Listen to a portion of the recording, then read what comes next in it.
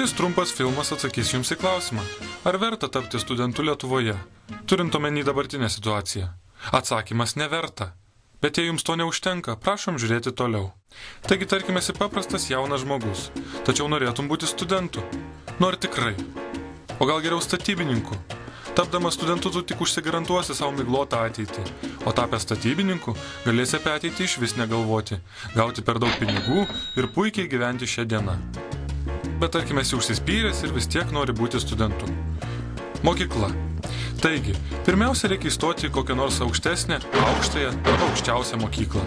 Ta padaryti visai nesunku. Dabar priima visus. Kokia ta mokykla taip pat nesvarbu. Specialybė irgi. Mažai šansų, kad baigęs orlaivių pilotavimą, tu pilotuosi orlaivį. Greičiausiai dirbsi pardavimų vadybininku arba projektų vadovu. Už apgailėtinus 1000 litų į rankas.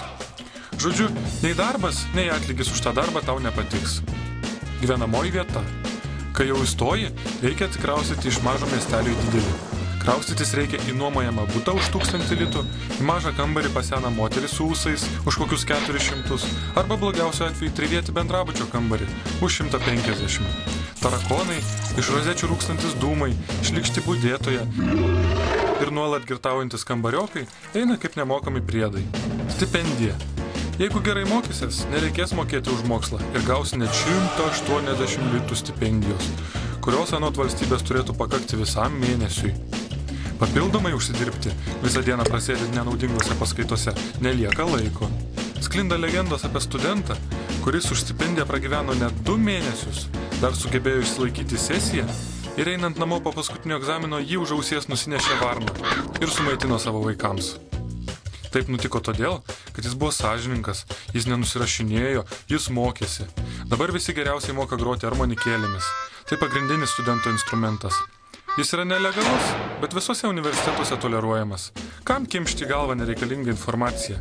Studento kūnas per silpnas sunkiai galvai nešioti. Dėstytojai, o taip pat profesoriai, prodekaniai, dekanai, prodocenčiai, docentai, prorektoriai, rektoriai ir panašus mato studentą mažesnį už save, kaip raganosiai ir drambliai. Dažniausiai, kuo aukštesnės pareigas užima, tuo mažesnį studentą mato. Dėl to patys aukščiausiai valstybės vadovai studento egzistavimą išvis neigia. Apibendrinimas.